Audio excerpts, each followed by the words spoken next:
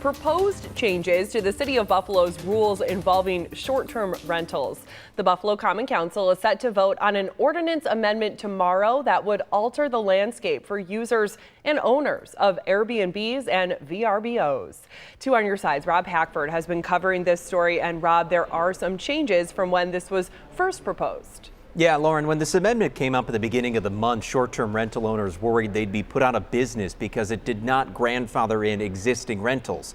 Well, when we and they pointed that out to the Buffalo Common Council, was told it was an error and would be corrected.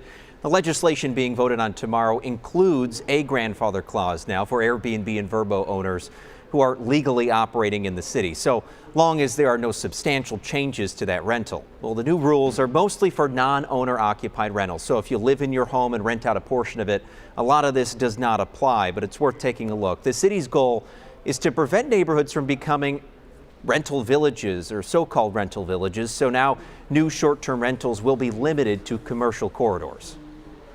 The nice thing with this new one is they're saying, if you're in these districts, you're good to go. So there's not that unknown, will I get approval, will I not get approved? You're in the zone, you want to buy one in the zone, great, you're approved, you get to move forward. So I think that is good. They have clarity to where they are allowed in the future. I just think that the grandfather and the existing ones is something that we really need to focus on, because I think that's important, not to try to shut down small business owners that are in good standing with the city of Buffalo.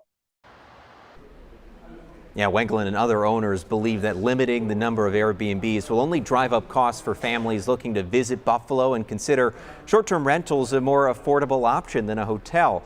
Non-owner occupied rental owners also won't be required to live in the city of Buffalo as was initially proposed, but then it must designate an agent or managing company that is in the city. Any owner can challenge these changes, though, through the city's Zoning Board of Appeals. On Your Side in the studio, Rob Hackford, Channel 2 News.